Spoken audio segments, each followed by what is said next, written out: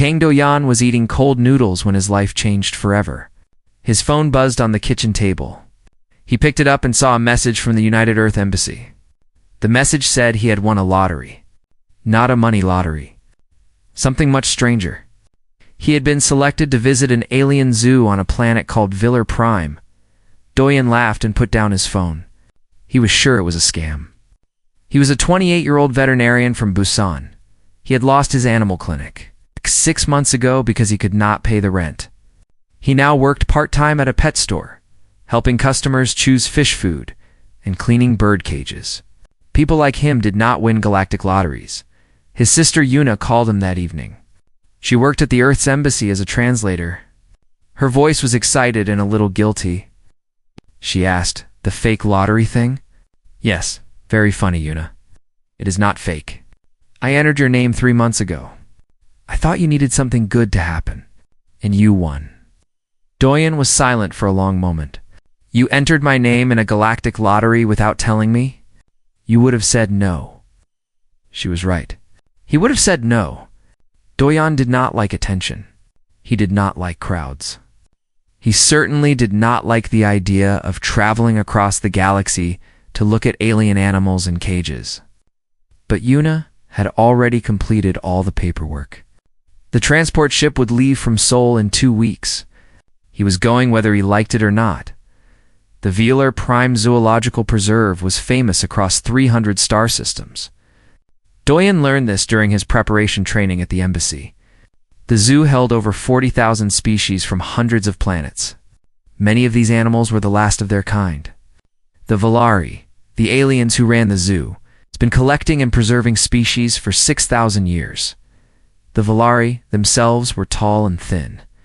With silver skin that seemed to glow from inside, they did not speak with mouths. Instead, they made musical sounds that translators turned into words. They were scientists. They were careful. They were proud of their zoo. Humans were new to the galaxy. Earth had only discovered faster-than-light travel 18 years ago. To ancient species like the Valari, humans were like children who had just learned to walk. Interesting, perhaps, but not important. On the day of departure, Do-yan stood in the Seoul spaceport with a small bag over his shoulder. 11 other humans were going on the same trip. They were scientists, diplomats, and journalists. Important people with important jobs. Do-yan felt out of place among them. A Valari official met them at the boarding gate. The official was called Curator Ilvan. She was tall, even for her species. And her silver skin had patterns of darker gray that Do-yan later learned showed her age and rank. She looked at the group of humans with polite but distant eyes. Her translator device turned her musical speech into flat, emotionless words. "Welcome. You are the 3rd human group to visit our facility. Please follow all rules. Do not touch the barriers. Do not attempt to feed the specimens. Do not make loud noises. The journey will take for days. Your rooms are on level 3. That was all. No warmth, no excitement. Just instructions." The ship was huge and beautiful. It was shaped like a teardrop and made of some white material that felt warm to the touch. Do-yan's room was small but comfortable. It had a bed, a window showing the stars, and a machine that made food when he pressed buttons. He spent most of the journey alone, looking out at the blackness of space and thinking about his old clinic. He missed his patients. He missed the dogs who licked his face and the cats who pretended to hate him but purred when he scratched their ears. He missed the old parrot named General who could say 37 words in Korean. Animals had always understood Do-yan better than people did, and he had always understood them. On the 4th day, the ship arrived at Viller Prime. The planet was beautiful. It was mostly blue and green, with huge white clouds drifting across its surface. The zoo covered an entire continent. From orbit, Do-yan could see the grid pattern of thousands of enclosures, each one designed to match the homeworld of the creatures inside. The human group landed at the main visitor center. It was a massive building made of crystal and metal filled with aliens of species Do-yan had never seen. Some walked on 2 legs like humans. Others floated in the air or crawled along the walls. A few existed as clouds of colored light. All of them were here to see the famous zoo. Curator Ilvan gathered the human group in a large hall. Holographic displays showed images of different animals. "Today you will see Section 12, she said. "This section contains predator species from high-gravity worlds. Please stay together. Please, do not run. Some specimens react to fast movement." Doyan felt a small spark of interest. Predators from high-gravity worlds. That sounded dangerous. That sounded exciting. The group followed Ilvan through long corridors. It's made of something that looked like glass but was much stronger. Through the walls, Doyan could see different environments. A frozen wasteland. A jungle filled with purple plants. A desert with 3 suns burning in the sky. Each environment held creatures that moved and lived and had no idea they were being watched. Doyan found himself falling behind the group. He kept stopping to look at the animals. A 6-winged bird that built nests out of crystals. A small, furry creature that could split itself into 3 separate bodies. A fish that swam through rock as easily as water. Each time he stopped, the animals seemed to notice him. They would pause what they were doing and look in his direction. Some of them came closer to the barrier. Doyan thought this was normal. Animals were curious. They noticed movement. He did not realize yet that something strange was happening. He did not notice the way the animals watched him with unusual focus. He did not see how they tried to follow him when he walked away. He did not understand that he was different from every other visitor who would ever walk through these halls. But Curator Ilvan noticed. She noticed the way the 6-winged bird pressed against its barrier when Dojan passed. She noticed the split creature combining into one body and reaching toward the glass. She noticed things that should not happen, according to 6,000 years of observation records. She made a note in her data device, but said nothing. Perhaps it was coincidence. Perhaps the human had some scent that attracted attention. It was unusual, but not alarming. Not yet. The group reached the end of Section 12 as the artificial sun began to set. Ilvan announced that they would rest and continue the tour tomorrow. The humans were tired and happy. They talked among themselves about the amazing things they had seen. Dojan said nothing. He was thinking about the animals. He was thinking about the way they had looked at him. He was thinking that they seemed sad in their perfect enclosures. He went to his room and lay on his bed and stared at the ceiling for a long time. Tomorrow, everything would change. Tomorrow, the Volari would learn something about humans that would shake their ancient civilization to its core. But tonight, Doyan just felt lonely. He missed Earth. He missed his sister. He missed having a purpose. He fell asleep and dreamed of animals calling out to him in the darkness. The next morning began. Like any other tour day, Curator Ilvan gathered the human group in the visitor hall and explained that they would see Section 7. This section held some of the zoo's most dangerous specimens. Species that had killed handlers. Species that were kept behind multiple layers of protection. Doyan ate a simple breakfast and joined the others. He still felt strange from his dreams. He had dreamed of animals reaching for him through glass walls. He had dreamed of voices without words, calling him closer. The walk to Section 7 took nearly an hour. The zoo was enormous. Doyan saw enclosures the size of small cities. He saw artificial oceans and manufactured mountain ranges. The Volari had spent thousands of years building this place. It was impressive. It was beautiful. But something about it made Doyan uncomfortable. The animals were healthy. Their environments were perfect copies of their home worlds. They had food and water and space to move. But they were alone. Most enclosures held only 1 or 2 specimens. There were no families, no herds, no flocks. Just isolated creatures in isolated worlds. "The Karathi enclosure is ahead," Ilvan announced. Her musical voice carried a note of warning. These creatures are extremely dangerous. They come from a death world near the center of the galaxy. Their planet has high radiation, toxic atmosphere, and constant volcanic activity. Only the strongest survive there. The group approached a viewing window that was thicker than the others. Doyan could see layers of material pressed together, each one designed to stop claws or teeth or acid. The warning signs were written in 12 languages, inside the enclosure. 3 creatures moved through a landscape of black rock and red sky. They were big, each one the size of a small car. They walked on 6 legs that ended in curved claws. Their skin was dark gray and covered in plates of natural armor. Their heads had no visible mouth, just 6 eyes arranged in a circle. The Karathi were pacing.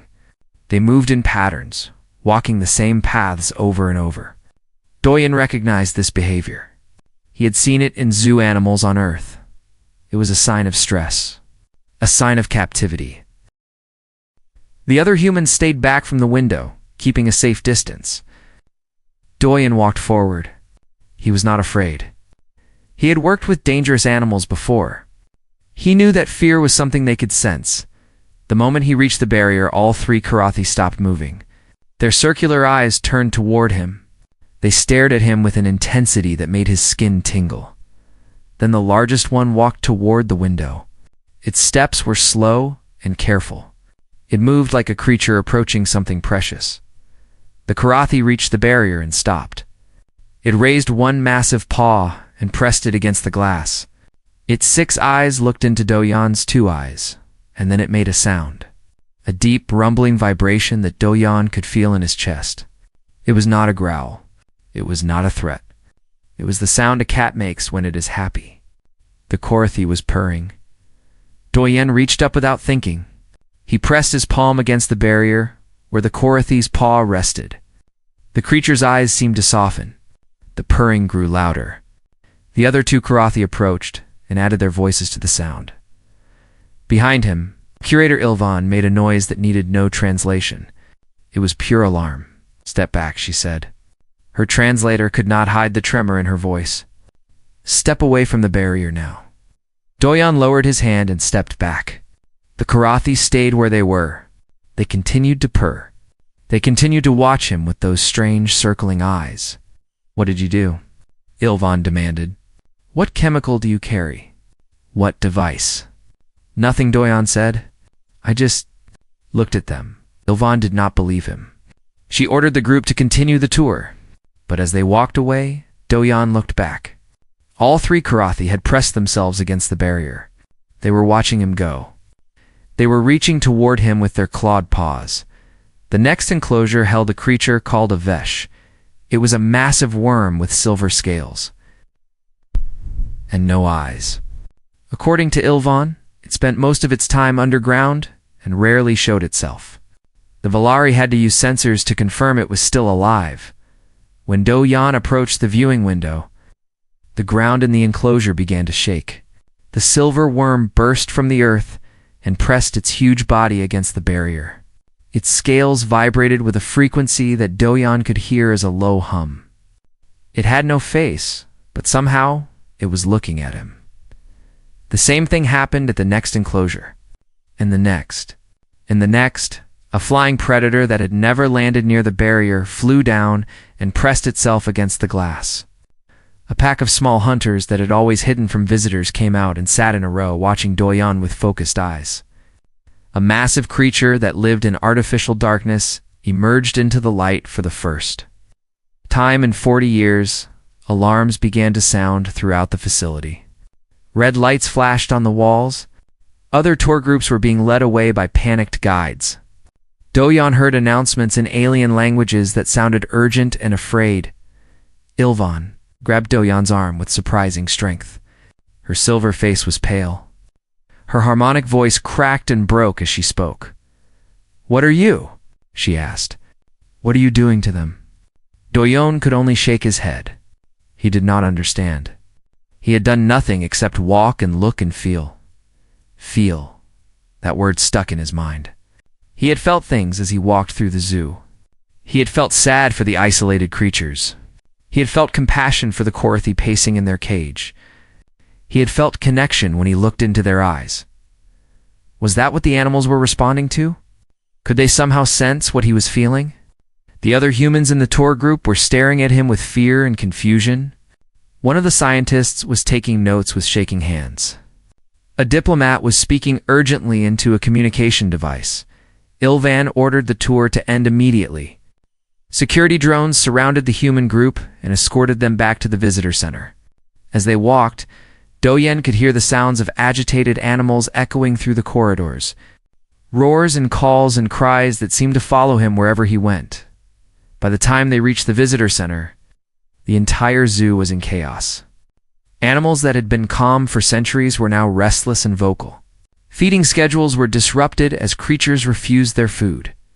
Veterinary systems reported unusual readings from thousands of enclosures. The head curator of the entire facility was waiting for them. His name was Tamarine, and he was ancient even by Valari standards. His silver skin was dark with age, covered in patterns like tree rings. He looked at Do-Yoon with eyes that had seen civilizations rise and fall. "Bring the human to conference room 1, Tamarine said. His voice was like distant thunder. "Inform the Science Council. Something unprecedented has happened." Doyen was led away from the other humans. He walked alone through corridors of crystal, surrounded by floating drones that watched his every move. He did not know what would happen next. He did not know what he had done wrong, but somewhere deep in his chest, he felt something warm. He felt the echo of that Korath's purr. He felt the silverworm's hum and the flying predator's call. They had reached out to him. They had tried to connect. And somehow, it answered. Conference room 1 was cold and white and filled with aliens who stared at Doyen like he was a specimen. He sat in a chair designed for bodies much larger than his. His feet did not touch the floor. Floating screens surrounded him, showing footage from his tours. On every screen, animals were pressing against barriers, reaching toward him. The head curator Tamarine sat at the far end of a long table. Around him sat 12 other Valari, all wearing the silver robes of senior scientists. There were also aliens from other species. A creature made of blue light. A being that looked like a walking tree. Something that existed as 3 separate floating orbs, connected by electricity. They had been questioning Doyen for 2 hours. The same questions over and over. What device had he used? What chemical had he released? What signal had he broadcast? Each time Doyen gave the same answer. Nothing. He had done nothing. "This is not possible," one of the Valari scientists said. Her name was Curator Ven, and she specialized in predator behavior. "I have studied the Korathi for 140 years. They do not purr. They do not approach barriers. They do not show affection to any species. This human must have used some kind of technology." "We scanned him completely," another scientist reported. "No technology. No chemical agents. No unusual radiation. He is a normal human, then how do you explain this?" Ven pointed at a screen. It showed the 3 Korathis still pressed against their barrier, still purring, still reaching toward a human who was no longer there. "They have not moved in for hours. They will not eat. They will not sleep. They are waiting for him to return." Doyen felt his heart hurt at those words. The Korathi were waiting for him. They wanted him to come back. He had only touched the barrier for a moment, but somehow that moment had meant something to them. A young Valari at the end of the table raised her hand. Her name was Seven, and she was the youngest researcher in the room. Her silver skin had only a few pale patterns, marking her as less than 50 years old. By Valari standards, she was practically a child. "May I offer a theory?" she asked. Tamarine waved a thin hand. "Speak." Seven stood up and projected her own images onto the screens. These were not pictures of the zoo. They were pictures of Earth. Dogs sitting with humans. Cats sleeping on human laps. Horses carrying human riders. Elephants being washed by human handlers. "I have been studying human history since they joined the galactic community," Seven said. "I noticed something unusual. Humans have formed bonding relationships with other species throughout their entire evolution. They took wild wolves and bred them into companions. They formed partnerships with horses, birds, and even insects. No other known species does this. Many species domesticate animals," Curator Ven said dismissively. "We keep working animals for various purposes," No Seven said firmly. You misunderstand. Humans do not simply use animals. They love them. They grieve when their animal companions die. They speak to them as if they were family members. They believe their animals have souls. She pulled up more images. Humans crying at pet funerals. Humans sleeping with dogs on their beds. Humans teaching parrots to speak. This is not domestication. This is something else entirely. I believe humans evolved a unique ability, a kind of emotional projection. They do not just feel emotions, they broadcast them, and other animals can receive the signal. The room was silent. The floating orb creature crackled with confused electricity. The tree being rustled its leaves nervously. Tamarine leaned forward. You are suggesting that this human was transmitting his feelings, and our animals could sense it? Yes, Seven said. He walked through the zoo feeling compassion and connection and wonder. Two animals that have been isolated for centuries, receiving no emotional input from their keepers, this must have been overwhelming. Like water to creatures dying of thirst, Oyan listened to this with growing wonder. Was it true? Could he really broadcast his feelings? He thought about his old clinic. He thought about the nervous dogs who calmed down when he held them. He thought about the feral cats who let him touch them when they trusted no one else. He had always thought he was just good with animals. He never imagined there might be a biological reason. This is impossible, Curator Vent said. But her voice was weaker now. No species has ever demonstrated such an ability. How could it evolve? Seven smiled slightly. Humans evolved on a planet with many dangerous predators. They were not the strongest or the fastest. Their survival depended on cooperation, not just with each other, but with other species. The humans who could form bonds with wolves had protectors. The humans who could calm wild horses had transportation. Over time, this ability became part of their basic biology. It is called empathy, Doyon said quietly. Everyone looked at him. Humans have a word for it. Empathy. The ability to feel what others feel. To connect, but how did the animals receive this signal? The blue light creature asked. Seven shrugged. We do not know yet. Perhaps all life has some ability to sense emotions, but humans are the only ones who project strongly enough to be noticed. More research is needed. Tamarine stood up slowly. His ancient body moved like it was made of paper. He walked around the table until he stood directly in front of Do-yoon. He looked down at the small human with eyes that held 6,000 years of wisdom. I have dedicated my life to preserving animal species, he said. I have kept creatures alive that would otherwise be extinct. I have built perfect environments, provided perfect nutrition, maintained perfect health. He paused. His harmonic voice dropped to something almost like a whisper. Oh, but I have never made them happy. I did not know how. I did not know it was possible. And you did it in one afternoon by simply walking past their cages. Doyen did not know what to say. He had not tried to make the animals happy. He had just felt sad for them. He had wished they could be free. He had wanted to help. Perhaps that was all it took. Perhaps that was everything. Outside the conference room, alarms continued to sound. Reports continued to flow in.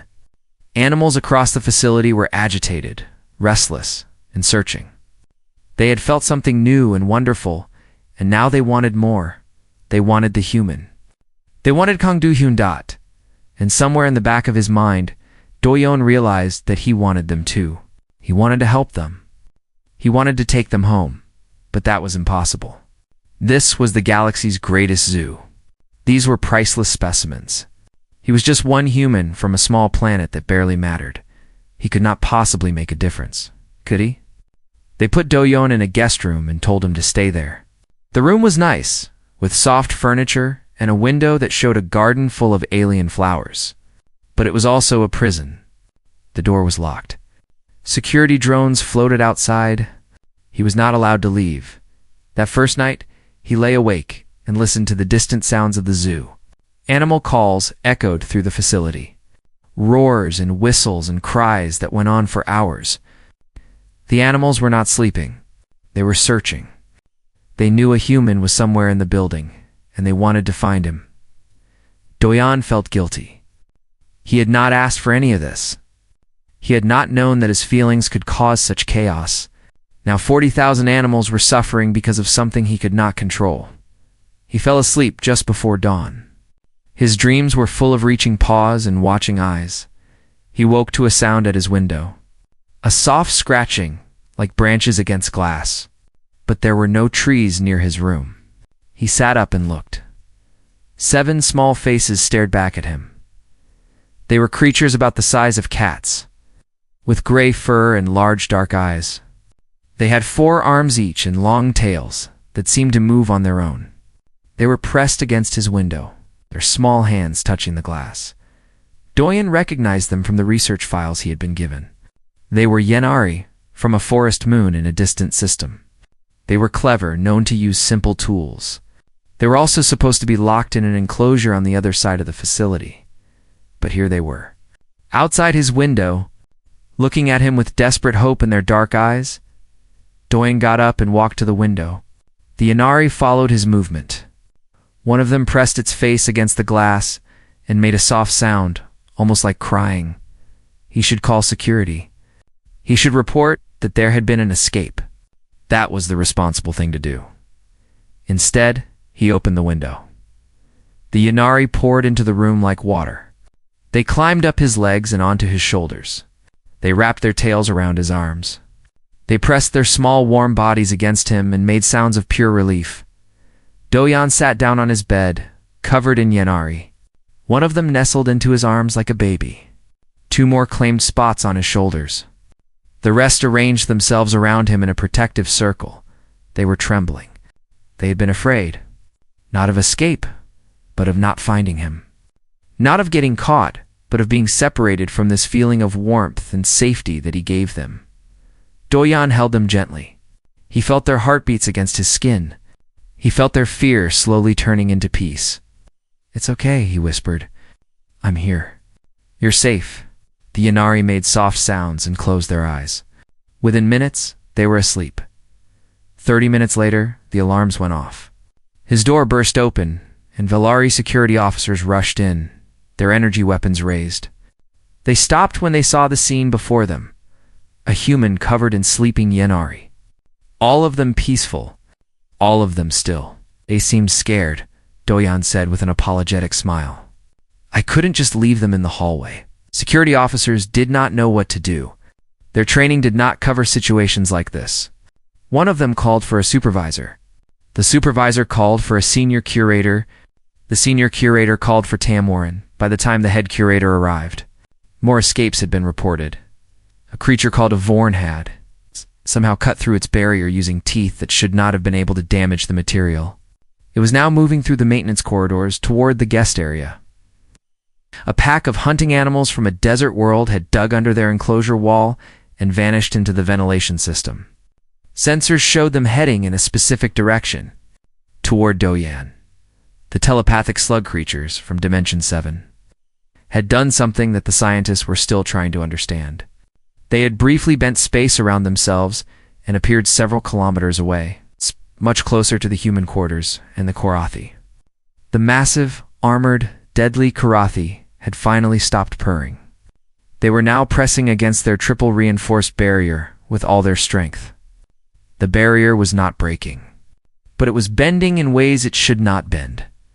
Tamorin looked at the reports with eyes that had seen many impossible things.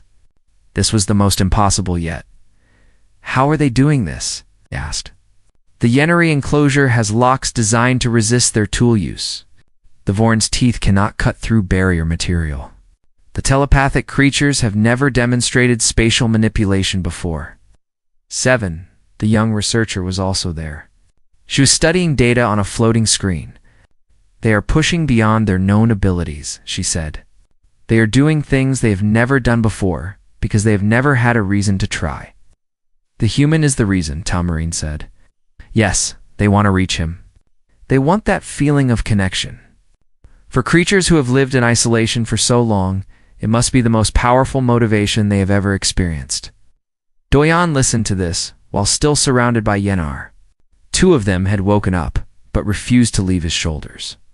They glared at the Valari security officers with protective fury. "I'm sorry," Doyon said. "I didn't mean to cause problems. I don't know how to stop it."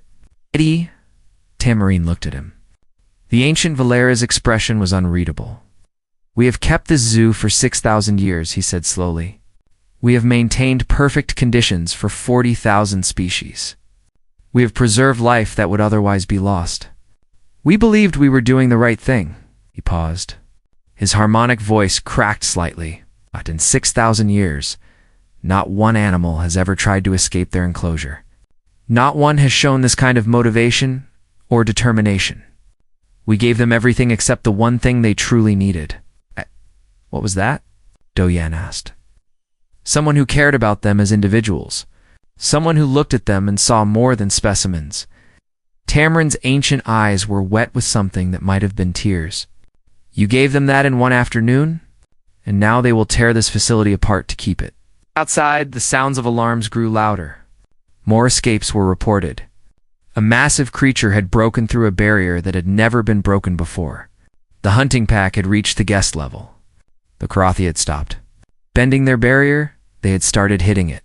Instead, the 6,000-year safety record of the Velar Prime Zoological Preserve was ending. And at the center of it all sat one human veterinarian from Busan.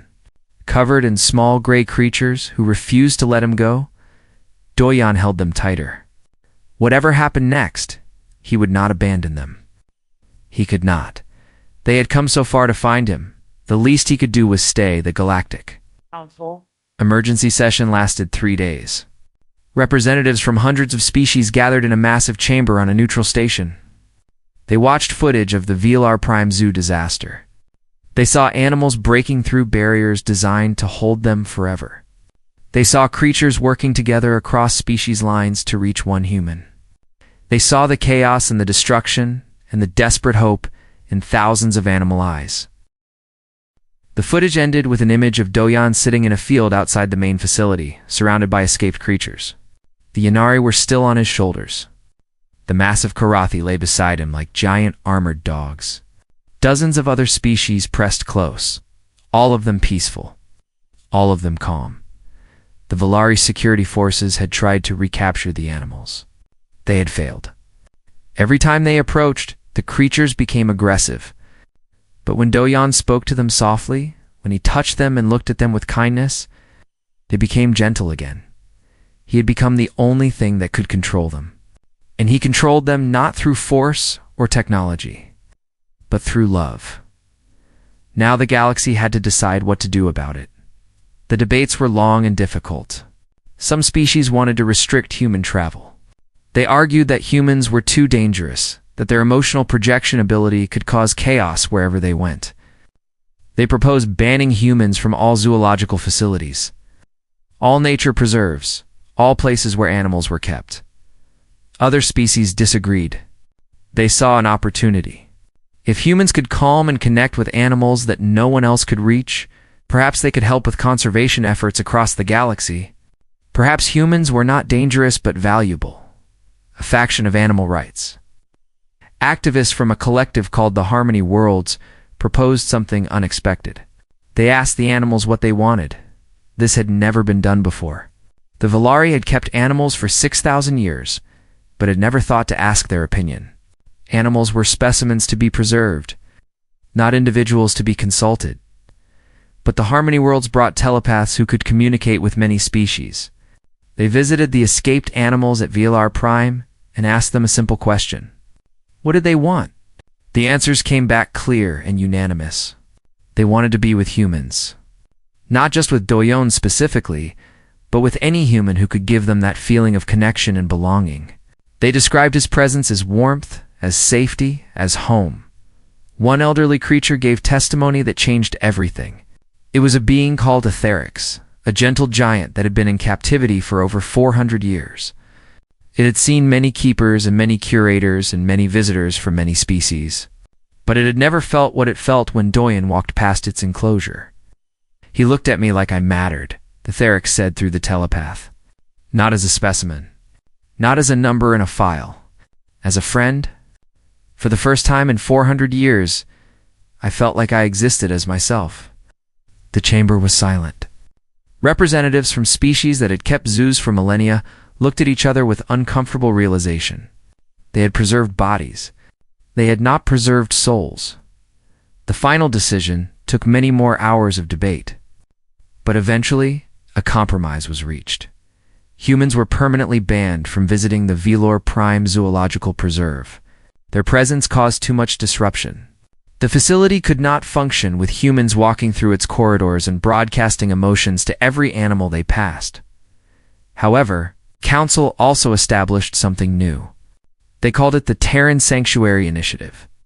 Any species facing extinction, any population that could not survive in traditional zoo environments, could apply to be housed on Earth under human care. Humans would not just preserve them. Humans would love them. Do-Yan returned to Earth 2 weeks later. He did not return alone.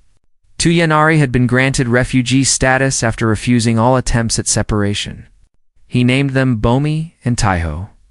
They sat on his shoulders during the long journey home. His sister, Yuna, met him at the Seoul spaceport. She stared at the small gray creatures clinging to her brother with shock and confusion. "What are those?" she asked. "Family," Do-Yan said simply.